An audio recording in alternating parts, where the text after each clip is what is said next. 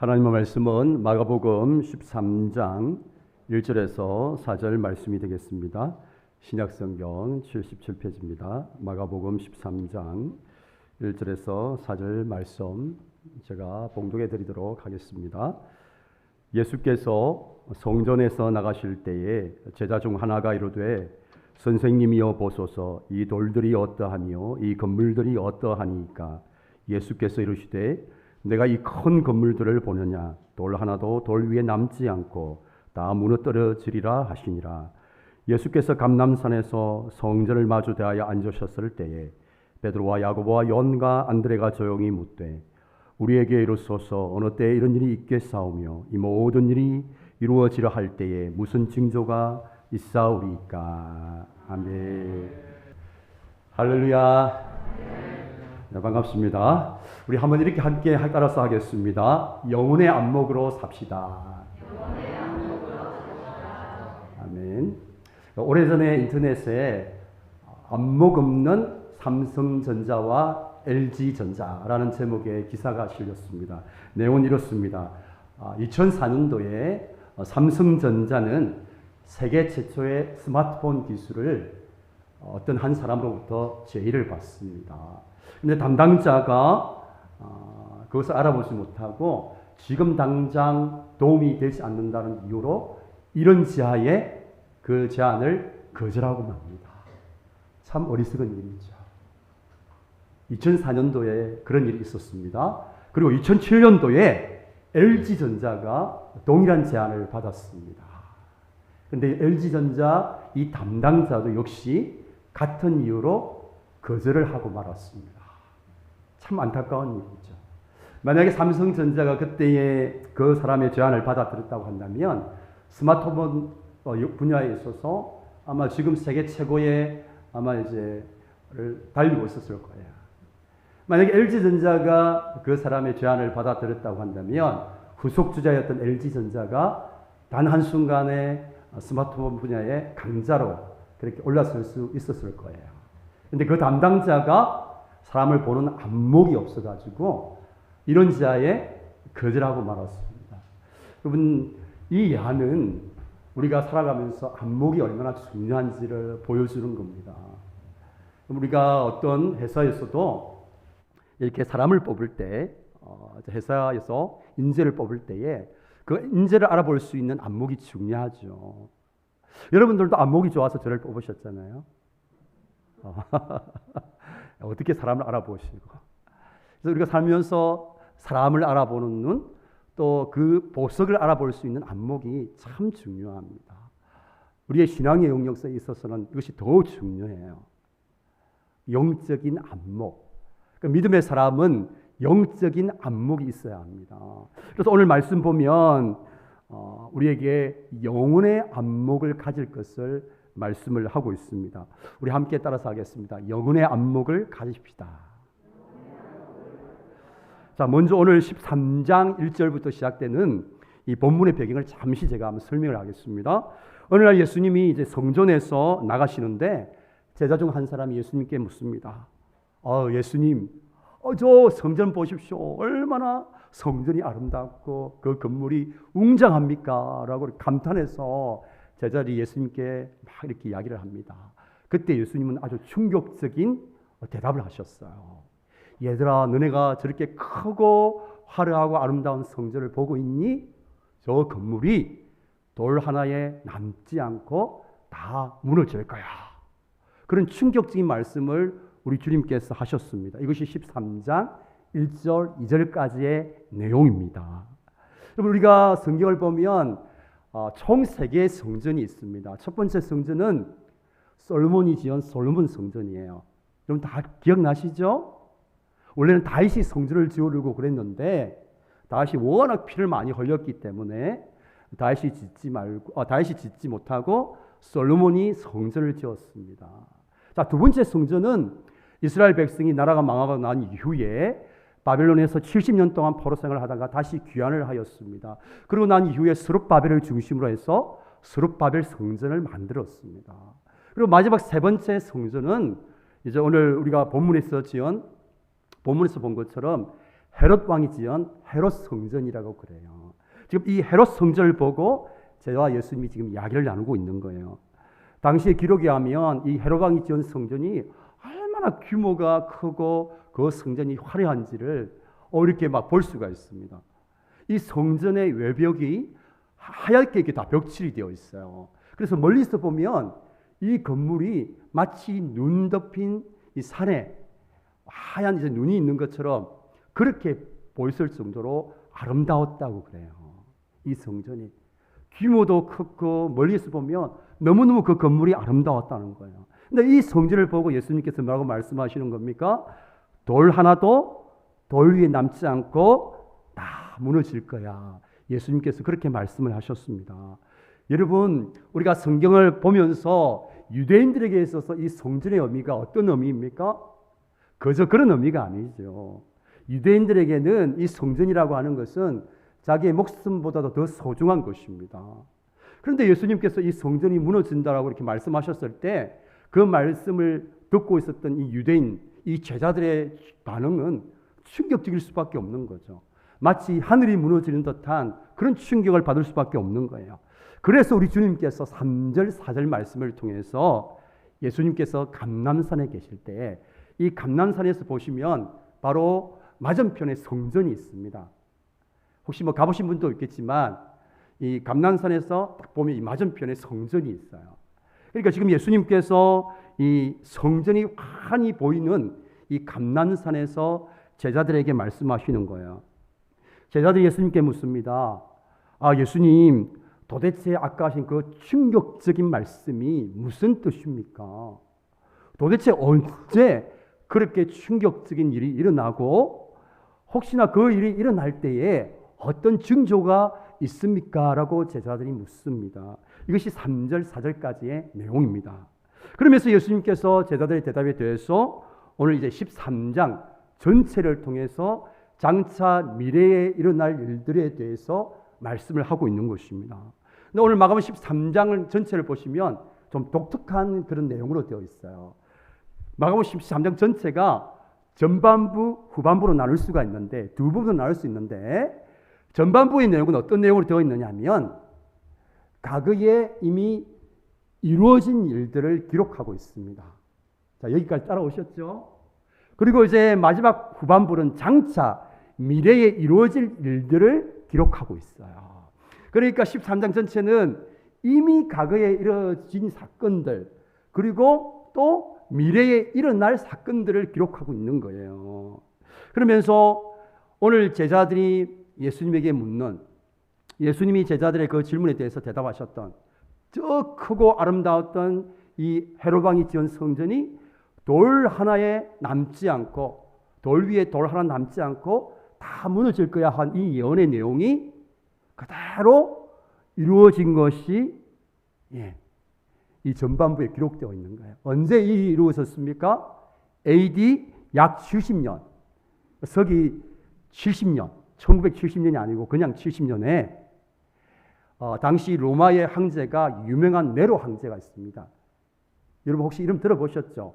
로마시 전체를 하제를 이렇게 내고 막 그 책임을 그리스도인에게 뒤집어 씌웠던 그 로마 황제 때 이 티토 장군이라는 이 장군을 통해서 로마가 이 예루살렘을 공격합니다. 그걸 공격하고 난 이후에 점령하고 난 이후에 이 예루살렘에 있는 성전을 모두 다 파괴를 합니다.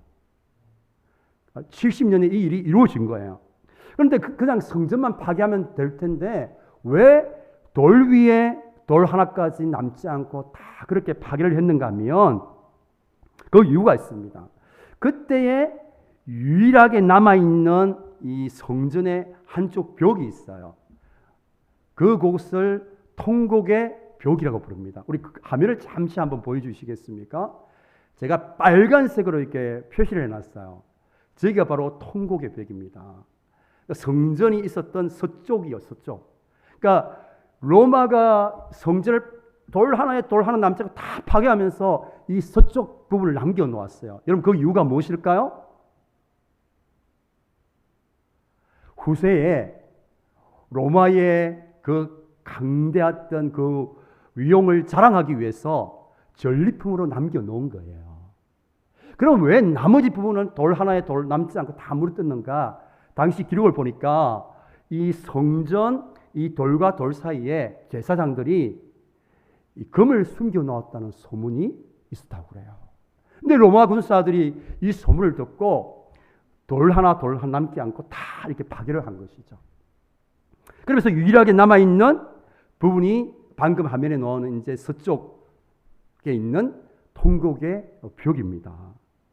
자, 물론 우리가 여기서 주목해야 될 것은 정말 예수님께서 오늘 제자들과 나누었던 그 내용이 그대로 다 이루어졌다라는 거예요. 우리가 주목해야 될 것은 왜 이 로마 군인들이 뭐 서쪽 벽을 남겨놓고 왜 그 돌 하나 남기지 않고 다 무너뜨, 이게 중요한 게 아니고 우리가 정말 관심을 기울여야 될 부분은 예수님께서 제자들에게 했던 그 예언의 말씀대로 다 이루어졌다라는 거예요. 이게 중요한 거예요. 자, 그러면 예수님께서 마가복음 13장에 보게 되면 이미 과거의 어느 한 시점에 이루어진 내용을 기록해 놓고 후반부에는 장차 이루어질 내용을 기록해 놓았단 말이에요. 여러분, 이게 의미하는 바가 무엇이겠습니까? 전반부에 과거에 예수님께서 예언했던 사건이 그대로 이루어졌던 것처럼 미래의 어느 한 시점에 예수님께서 예언하셨던 그 내용도 다 이루어질 거다라는 걸 이야기하고 있는 거죠. 그럼 여기까지 따라오셨습니까? 좀 내용이 어려워서 눈을 감고 묵상을 하시는 분이 계신데, 자, 그러면 우리가 한번 질문을 던져보셔야 됩니다. 예수님께서 장차 이 땅 가운데 일어날 일에 대해서 예언했는데 그 내용이 무엇인가? 그 내용이 바로 예수님께서 이 땅에 다시 오시는 일입니다. 우리 함께 따라서 하겠습니다. 예수님의 다시 오심. 우리 기독교 신앙에 있어서 아주 중요한 내용 중에 하나가 예수님의 탄생, 예수님의 십자가의 죽으심, 예수님의 부활과 함께 예수님의 다시 오심. 2000년 전에 이 땅에 예수님께서 처음으로 오신 초림, 그것과 함께 다시 오실 예수 그리스도. 이게 너무너무 중요한 내용이에요. 예수님께서 다시 오신다라고 예수님께서 예언하셨어요. 오늘 26절 말씀 보니까 같이 한번 읽어보겠습니다. 다 함께요. 그때에 인자가 구름을 타고 큰 권능과 영광으로 오는 것을 사람들이 보리라. 장차 미래의 어느 때에, 그때가 언제인지 모르지만 예수님께서 구름을 타고, 또 어떤 성경에 보니까 많은 천사들을 대동하고 하늘의 천군 천사들을 대동하고 구름을 타고 이 땅 가운데 다시 오실 것이다 라고 말씀을 하셨습니다. 우리가 잘 느끼지 못하실 수 있지만 성경을 꼼꼼히 한번 읽어보세요. 성경이 아주 강조하고 있는 내용이 뭐냐면 예수님의 다시 오심입니다. 예수님의 재림, 예수님의 다시 오심. 요한복음 14장 3절 말씀 보니까 가서 너희를 위하여 거처를 예비하면 내가 다시 다시 오겠다는 거죠. 그리고 데살로니가전서 4장 16절 말씀 보니까 주께서 호령과 천사장의 소리와 하나님의 나팔소리로 친히 하늘로부터 강림하시리니. 하나님께서 예수님께서 다시 오신다는 거죠. 그래서 성경은 일괄적으로 우리에게 강조하고 있는 게 뭐냐면 예수님이 다시 이 땅에 오신다는 거예요. 우리 주님이 이 땅에 다시 오십니다. 여러분 아멘이십니까? 우리 주님이 이 땅에 다시 오십니다. 여러분 예수님께서 이 땅에 처음 오실 때에 어느 날 갑자기 아무런 예언도 하지 않고 오신 게 아니에요. 이미 오랜 기간 동안 선지자들의 말을 통해서 내가 이 땅에 다시 올 거야. 이렇게 베들레헴의 그 땅에 올 거야. 동정녀의 몸에 탄생할 거야. 그렇게 예언을 했습니다. 그럼 그 예언의 말씀을 들었을 때 사람들이 어떻게 반응했습니까?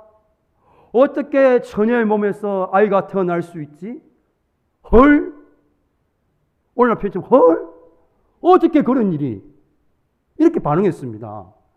예수님께서 베들레헴 땅에 그것도 왕궁이 아니라 예루살렘 왕궁이 아니라 마구간에 태어난다고 예언했을 때 어찌 인류를 구원한 메시아 되신 예수님께서 그렇게 작고 작은 보잘것없는 그 변방의 도시 베들레헴 땅에 저주받은 땅 베들레헴 땅에 그것도 왕궁이 아니라 예루살렘에 태어나야 되는데 오늘 아침에 서울에 태어나야 되는데 서울 청와대에서 태어나야 되는데 이 부산 이 변방 이 다대포에 이름 없는 곳에 그것도 동물 키우는 곳에 태어났다고 한번 생각해 보십시오.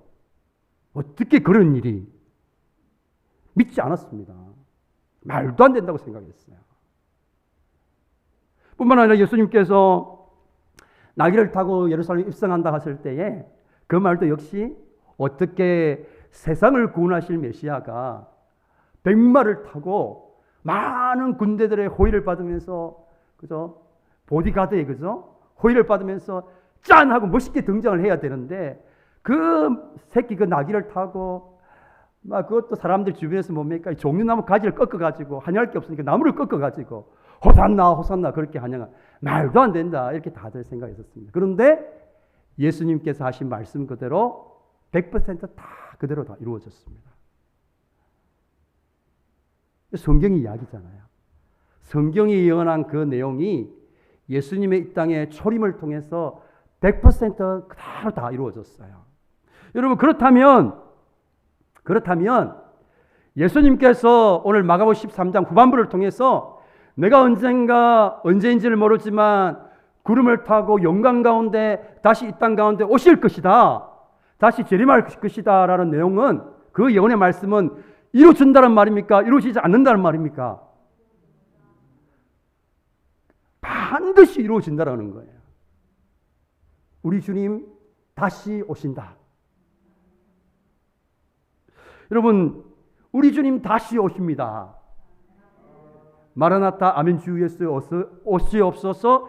이게 초대교회 성도들의 신앙의 고백이었어요. 아멘 주 예수요 어서 오시옵소서.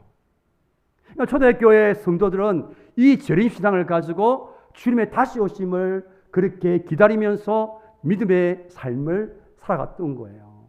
저는 우리 팽강교회 모든 믿음의 가족들의 삶 가운데 이 마라나타 신앙, 주님의 재림신앙이 다시 한번 회복될 수 있기를 주님의 이름으로 축복합니다. 자, 그러면 예수님께서 이 땅에 다시 오실 때 이 땅 가운데 어떤 사인들이 있는가, 어떤 징조들이 있는가, 오늘 예수님께서 두 가지를 말씀해 주셨어요. 첫 번째 징조가 있습니다. 첫 번째 징조는 14절 말씀 보면 멸망에 가정한 것이 성전에 선다라고 되어 있어요. 우리 함께 하겠습니다. 멸망에 가정한 것이 성전에 섭니다. 우리 14절 함께 읽겠습니다. 멸망에 가정한 것이 서지 못할 곳에 선 것을 보거든 듣는 자는 깨달을지 그때에 유대에 있는 도망할지어다. 장차 주님이 이 땅에 다시 오시기 전에 일어난 일들이 뭡니까? 멸망에 가정한 것. 이게 이제 예루살렘 성소에 하나님께 예배드리는 그 성전에 하나님 말고 다른 우상이 세워진다라는 거예요. 자, 그러면 우리가 이렇게 생각하게 되면 한 가지 궁금한 점이 생겨요. 지금 예루살렘에 성전이 있습니까? 없습니까? 이스라엘 땅에 성전이 있을까요? 없을까요? 없어요. 예수님께서 말씀하신 대로 70년에 로마에서 돌 하나 남지 않고 다 무너뜨렸어요. 그리고 서쪽에 벽만 남아있잖아요. 통곡의 벽만. 여러분 통곡의 벽 보면 제 강대상 벽이 보게 되면 이게 통곡의 벽을 모델로 한 거예요. 여러분 아셨어요? 어떻게 하셨어요? 저만 알았는지 생각했는데 이 통곡의 벽입니다. 지금 이게 뒷모습이. 우리가 아는 것처럼 이스라엘이 로마에서 나라가 망하게 됩니다. 그리고 나라 없이 2000년 동안 전 세계를 유령하게 돼요. 그래서 우리가 아는 것처럼 독일의 그 나치에서 핍박도 받게 되잖아요. 그러면서 언제 다시 나라를 건설하게 됐냐면 1948년도에 이제 이스라엘 나라를 그 가나안 땅에 다시 세우게 됩니다. 그런데 문제가 생겼어요. 이스라엘 사람들이 다시 이 가나안 땅에 돌아와서 나라를 세우고 보니까 전혀 생각하지도 못한 충격적인 사건이 이미 발생했어요. 자, 그게 뭔가 하면 한번 그림 다시 한번 보여주시겠어요? 통곡의 벽. 자, 거기 보게 되면 노란색으로 표시해 놓은 게 있죠. 저게 이슬람교 마호멧 이 사원이에요. 황금 사원이라고 일명. 이스라엘 백성들이 돌아와서 나라를 세워 보니까 자기들이 세워야 될 성전에 이슬람교들이 황금으로 마호멧 성전 이미 건설을 해놓은 거예요. 난리가 난 거죠. 여러분 성전은 어디에만 지을 수 있는 줄 아십니까? 저 성전에 지금 터전이 우리가 구약성경 보게 되면 아브라함이 모리아산에서 이삭을 하나님께 드렸잖아요. 그 장소가 지금 성전의 위치예요. 그러니까 성전은 아무 곳에나 지을 수가 없어요. 오직 아브라함이 이삭을 모리아산에서 제물로 드렸던 그곳에 지금 성전이 지어져 있고 그 성전을 세워야 되는데 이슬람교들이 이미 황금사원을 세워놨단 말이에요. 자, 그러면 여러분 질문, 그럼 이렇게 또 대답하시죠? 아니, 목사님 그냥 성전 그냥 허물면 되죠. 성전을 마음껏 허물 수 있습니까? 이슬람 성전을. 저 성전 허물면 되는데 제3차 종교전쟁, 세계대전이 일어납니다. 전 세계에 있는 이슬람 교도들이 그냥 있겠습니까? 지금 이제 이런 상황이 있단 말이에요. 그런데 오늘 성경이 뭐라고 말씀합니까? 저 땅에 다시 예루살렘 성전이 세워지고, 근데 안타깝게도 그 성전에서 하나님께 예배하는 것이 아니라 우상께 예배하는 일들이, 다시 말하면 적그리스도가 그곳에서 하나님 대신에 예배를 받는다는 이 바로 요한계시록에 기록되어 있는 거예요. 예수님이 다시 오시기 전에 바로 이러한 일들이 일어날 거라고 말씀하고 있는 겁니다. 자, 그러니까 이제 이스라엘 백성들이 예루살렘 돌아와서 이미 성전은 지어져 있고 서쪽에 남아있는 유일한 그 성전의 그 벽을 보고 통곡을 했다는 거야. 그래서 통곡의 벽이라는 이름이 지어졌어요. 저도 지금 거기 갔다 왔지만 지금도 정통 유대인들은 그 통곡의 벽 속에 기도문을 읽으면서 막 기도하고 울면서 막 기도하는 그런 모습들이 종종 볼 수가 있습니다. 자, 두 번째 징조가 있습니다. 그게 21절, 22절 말씀이에요. 21절, 22절 함께 읽겠습니다. 다 함께요. 그때에 어떤 사람이 너희에게 말하되 보라 그리스도가 여기 있다, 보라 저기 있다 말하여도 믿지 말라. 거짓 그리스도들과 거짓 선지자들이 일어나서 이적과 기사를 행하여 할 수만 있으면 택하신 자들을 미혹하려 하리라. 두 번째 징조는 뭡니까? 이 땅 가운데 거짓 선지자와 거짓 그리스도가 일어난다는 거예요. 자칭 자신을 그리스도라고 하는, 자신을 메시아라고 하는, 자기를 믿어야 구원을 받는다고 하는 그런 사람들이 일어난다는 거죠. 그런데 이들이 무엇을 가지고 미혹하느냐 하면 기적을 통해서 미혹한다는 거예요. 예를 들어볼까요? 우리 집사님 어떤 분이 이렇게 막 암에 걸렸는데 병원에서 이제 막 시한부 선고를 받았는데 막 이분이 막 기도했는데 이분이 다시 살아나는 거예요. 앞을 보지 못하는 맹인이 있는데 이분이 안수하니까 눈을 떴어요. 이런 기적을 통해서 믿는 사람들을 미혹하는 일이 일어난다는 거예요. 그럴 때 제가 성경 말씀을 근거로 해서 집사님 그거 아닙니다 라고 하면 여러분 저를 따라와 주실 거죠? 감사합니다. 이런 일들이 일어난다는 거예요. 기적을 통해서 많은 사람들, 믿음의 사람들을 미혹하는 일들이 예수님이 이 땅에 다시 오시기 전에 일어난다고 말씀하고 있습니다. 자, 그러면 우리가 주님의 다시 오심을 믿는다면 저와 여러분 어떻게 하면 좋을까요? 집 팔고 땅 정리하고 그죠? 교회 다 모여 있어야 되겠죠. 여러분 이제 오늘부터 이제 주님 오심 들었으니까 우리 장군 사업 다 정리하시고 집 팔고 다 내어놓으시고 그죠? 우리 집사님 이제 어린이집 하는 거 그렇게 힘들어 하니까 다 내어놓으시고 다 정리하고 그죠? 교회 와서 다 드리고 교회 가만 앉아 있으면 되겠죠. 그렇게 하면 좋을 것 같은데 예수님 그렇게 말씀하지 않았어요. 주님의 다시 오심을 믿는 그리스도인들은 어떻게 살아야 되는가? 오늘 33절부터 기록하고 있습니다. 자, 33절 와서 우리 좀 길지만 33절부터 다 함께 한번 읽어보겠습니다. 자, 시작. 주의하라, 깨어있으라. 그때가 언제인지 알지 못함이나 가령 사람이 집을 떠나 타국으로 갈 때에 그 종들에게 권한을 주어 각각 사물을 맡기며 문지기에게 깨어있으라 명한 것 같으니 그러므로 깨어있으라. 집주인이 언제 올런지 혹 저물 때 있는지 밤중일런지 닭 울 때 일는지 새벽 일는지 너희가 알지 못함이라. 그가 호련히 와서 너희가 자는 것을 보지 않도록 하라. 깨어있으라. 내가 너희에게 하는 이 말씀은 모든 사람에게 하는 말이니라 하시니라. 여러분 오늘 본문을 읽으면서 계속해서 반복되는 단어가 어떤 단어입니까?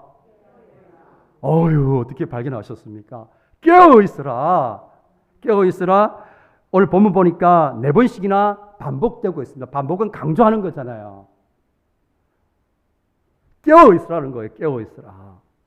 예수님의 다시 오심을 믿는 성도는 어떻게 해야 되는가? 집 팔고 땅 팔고 이렇게 해가지고 산 좋고 물 좋은 수도원에 들어가고 교회 가서 기다리는 게 아니고 깨어 있으라는 거예요. 깨어 있으라.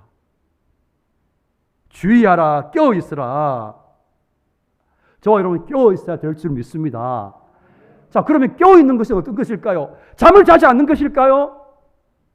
24시간 이 교회 와서 그냥 있어야 되는 것일까요? 잠자지 않고? 깨어 있는 것이 도대체 어떤 것입니까? 열심히 사는 거. 감사합니다. 그렇게 대답을 해 주셨어. 여러분, 깨어 있다는 것은 비유적인 표현이잖아요. 그죠? 24시간 잠을 자지 않는다는 말이 아니고 비유의 표현이 있잖아요. 영적으로 깨어 있으라. 영적인 잠을 자지 마라. 우리의 영혼이 잠들지 말라. 그 말씀하고 있는 거잖아요. 자, 그래서 우리가 깨어 있다고 하는 것은 두 가지로 표현할 수가 있어요. 자, 첫 번째는 이 땅의 삶이 영원하지 않다. 우리 주님께서 다시 오신다. 이 영혼의 안목을 가지는 거예요. 근데 세상 사람들은 그렇게 생각하지 않아요. 이 땅의 삶이 영원할 것처럼 그렇게 살아가요. 주님 다시 오신다? 말도 안 되는 소리 하지 마세요. 이렇게 생각해요. 그래서 첫 번째, 저와 여러분은 이 땅에서 우리의 삶이 영원하지 않다. 우리 주님께서 다시 이 땅에 오신다. 이 영혼의 안목을 가지는 거예요. 이 영혼의 안목을 가져야만 우리가 깨어 있을 수 있는데, 그런데 이게 쉬울까요? 어려울까요? 어렵습니다. 여러분 왜 그런 줄 아세요? 우리가 세상 가운데 안 믿는 사람들과 함께 살아가잖아요. 불신자들과 더불어 살아가잖아요. 살다 보면 우리 자신도 모르는 사이에 우리가 영향을 미치기보다는 영향을 받아요. 참 놀랍죠? 선과 악이 있으면 악이 선에게 영향을 미칠 확률이 높아요. 제가 이렇게 심리학을 공부해 보니까 그래요, 결론이. 여러분, 선한 영향력은 미치기가 쉽지 않아요. 악한 건 금방 전염성이 가가지고 전염이 돼요. 우리가 세상에 살다 보니까 불신자로부터 영향받는 게 뭡니까? 그들의 생각, 가치관에 영향을 받아요. 그러면서 우리는 눈에 보이는 세상 사람들 가치관에 많이 영향을 받죠. 눈에 보이는 것이 전부라고 생각해요. 조금만 눈에 보이는 게 좋으면 웃고, 조금만 어려우면 막 울고 웃어요.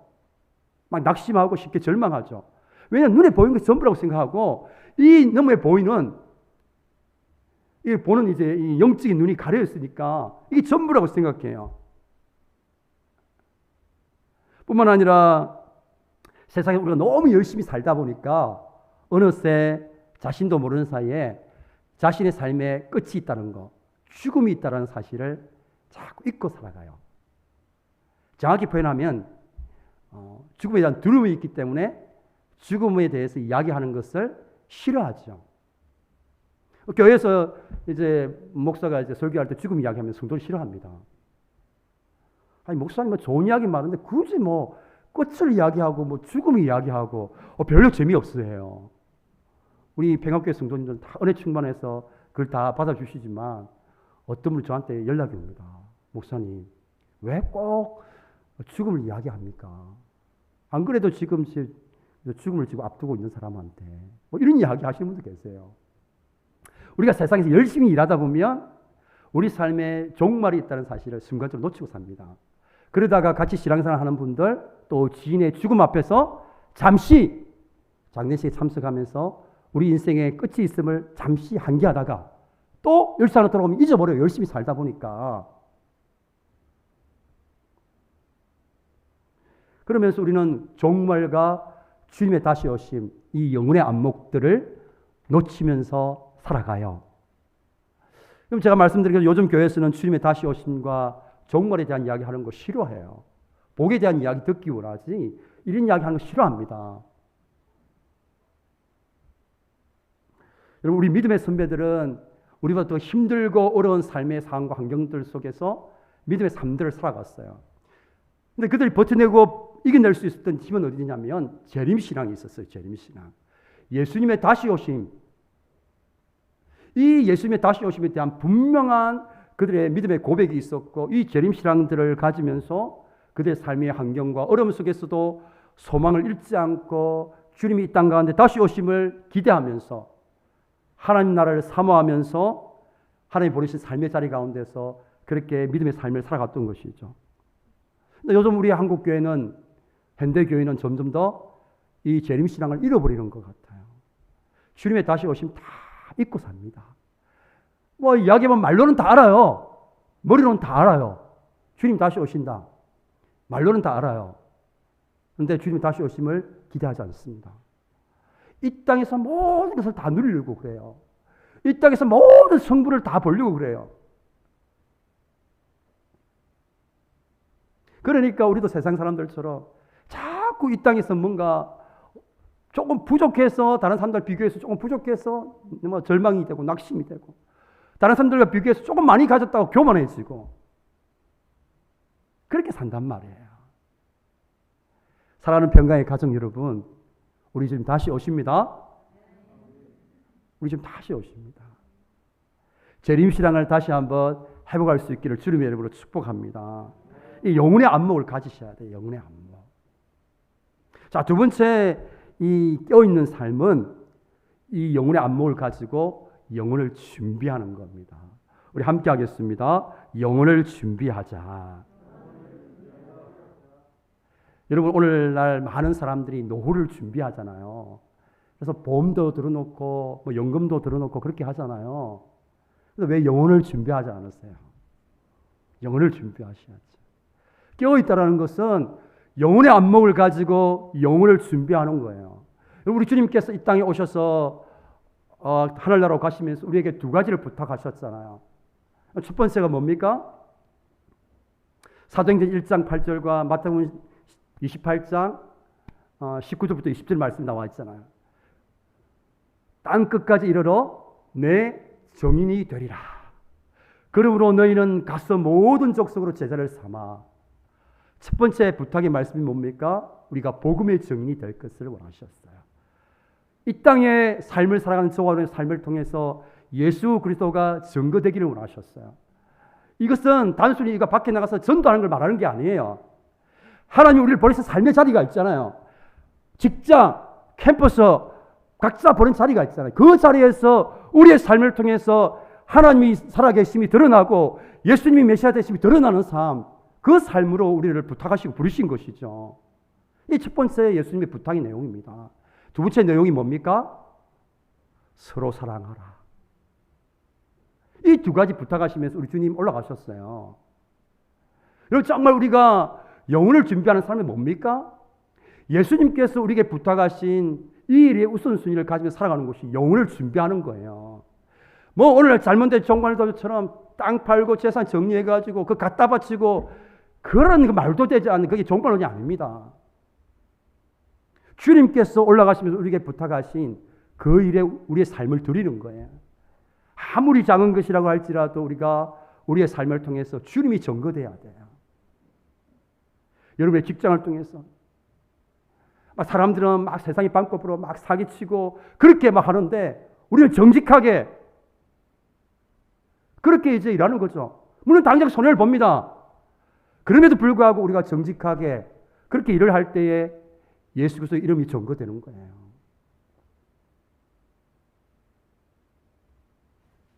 여러분 한번 또 한 가지 질문 던져보세요. 여러분들 관계는 어떻습니까? 형제자매를 사랑하고 계십니까?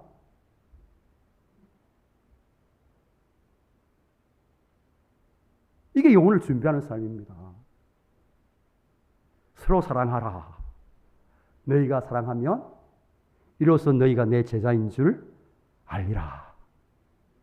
여러분, 세상은 우리 교회를 향해서 무엇을 보기를 원합니까? 세상에서는 불가능한 원수까지도 사랑하는 일을 교회를 통해서 보기를 원해요. 이 세상에 불가능한 일이거든요. 오늘날 왜 우리 교회가 세상으로부터 안타까운 소식을 듣습니까? 주님이 부탁하신 그 말씀 그대로 살아내지 못해서 우리가 세상으로부터 환영받지 못하는 거예요. 그럼 오늘날 세상은 우리를 통해서 보기를 원해요. 자기들과 다른 삶을 사는 것을 보기를 원해요. 자기들은 자신의 이익만 챙기면서 교회는 이익 챙기는 거 싫어해요. 세상 사람들은. 교회는 손해를 보는 곳입니다. 이 세상 사람들 생각이에요. 자기들은 손해를 보기 싫은데 교회는 손해를 보기를 원하는 곳이에요. 자기들은 사랑하지 않고 미워하면서도 교회만은 사랑하기를 원하는 모습을 보기를 원하는 거예요. 이게 영혼을 준비하는 삶입니다. 여러분 한번 질문을 던져보세요. 우리의 삶을 통해서 예수 그리스도 그분이 드러나고 있습니까? 여러분 우리가 서로 사랑하고 있습니까? 옆에 있는 형제자매들 사랑하고 있습니까? 영혼을 준비하는 삶입니다. 사랑하는 우리 평강의 가족 여러분, 저는 이 땅에서의 우리의 먹고 사는 것이 여러분의 전부가 되지 않기를 부탁합니다. 여러분 영혼의 안목을 가지시기를 축복합니다. 우리 주님 다시 오십니다. 언제 오실지 모르지만 분명히 이 땅에 다시 오실 것입니다. 물론 우리는 이 땅의 삶을 열심히 살아가야 됩니다. 그러면서도 우리가 이 땅의 삶을 사느라 우리의 영혼이 잠이 드는 일은 있어서는 안 되는 것이죠. 우리의 영혼은 늘 깨어 있어야 됩니다. 내가 최선을 다해서 이 땅을 살아가고 하나님 버리신 삶의 자리에서 복의 사람으로서 최선을 다해 살아가지만 그런 삶을 살면서도 나의 삶의 끝이 있다는 사실을 늘 잊지 않고 우리 주님이 이 땅에 다시 오신다는 사실을 늘 기억하면서 하나님 나라를 소망하면서 하나님 버리신 삶의 자리에서 복음의 정인으로서의 삶을 살아가고 서로 사랑하는 삶을 살아감으로써 우리는 영혼을 준비하는 삶을 살아가고 있는 것이죠. 여러분 다 경험하시죠? 우리의 인생은 그렇게 길지 않습니다. 아무리 오래 살아도 100살밖에 살지 못하잖아요. 우리의 인생이 너무나 짧잖아요. 그냥 흘러보기에 너무나 짧은 시간입니다. 여러분 우리가 복음의 정인으로서 살기에도 너무나 짧은 시간이에요. 서로 사랑하기도 너무나 부족한 시간입니다. 사랑하는 평강의 가정 여러분, 저와 여러분의 영혼이 잠들지 않기를 축복합니다. 늘 깨어있기를 축복합니다. 그래서 영혼의 안목을 가지고 영혼을 준비하는 그런 지혜로운 삶을 살아갈 수 있는 우리 모두가 되기를 주님의 이름으로 축원합니다. 제가 이제 말씀 준비하면서 주님 다시 오실 때까지 찬양을 묵상이 되어서 같이 찬양하겠습니다.